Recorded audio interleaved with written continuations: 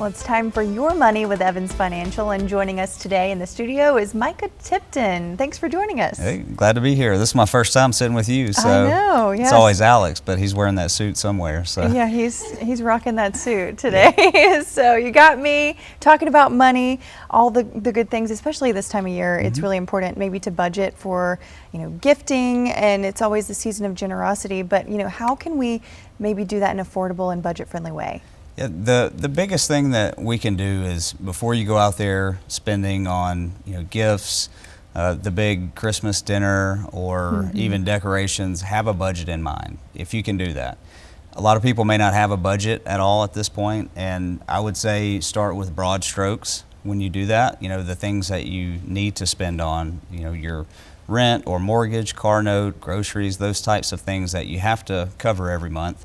And once you've done that, you can narrow it down and try to find some margin in there. But having a budget in place can certainly help you put up some guardrails before you go out there and start spending on everything. And part of that is separating the needs from the wants that you have. So I've got 3 kids. I know how hard it is to set a budget for what you spend on them for Christmas gifts.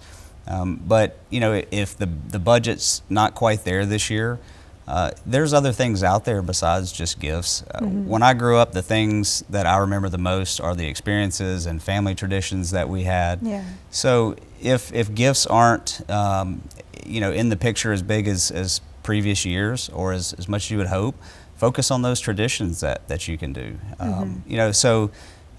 Just doing things with your family or buying gifts that kids actually need, that can be better than just blowing a budget on things that, like I said, I got 3 kids. They don't even need them sometimes, but we want them to smile. And if you do have to spend on a credit card, if you don't have the cash available or the money in the bank, if you have to use a credit card, just be aware that those interest rates are extremely high.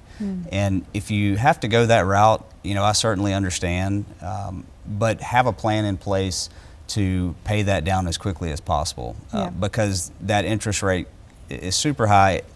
The interest can stack up and you're just paying interest and not any of the debt. And if you have trouble starting with a budget, there's apps out there. I've used Rocket Money for 2 years. Nice. I don't get paid to say that, unfortunately. But you can go as shallow or deep as you want with some of those budgeting apps to help you find that margin, know where maybe you can reduce spending or even eliminate some spending to make room for that Christmas budget. Yeah, these are great tips. So what about any other apps that you would recommend for our viewers? I would say get on the App Store and just play around because some of them are very simple, some of them are more complicated. And you might have to pay for some of them. Exactly, exactly. Find what fits for you, but find that budget and try to carve out some margin for the things that you want and need at Christmas time. And sometimes I like to refer to a budget as like a spending plan, because budget sometimes seems like limiting, but it's like you're creating a plan to spend, so you're still spending, but you have a limit in mind or boundaries. Yeah, some guardrails there just to keep you from overspending. Absolutely. Great tips for the holiday season. Well, thanks, Micah, for coming in. Yep, thank you.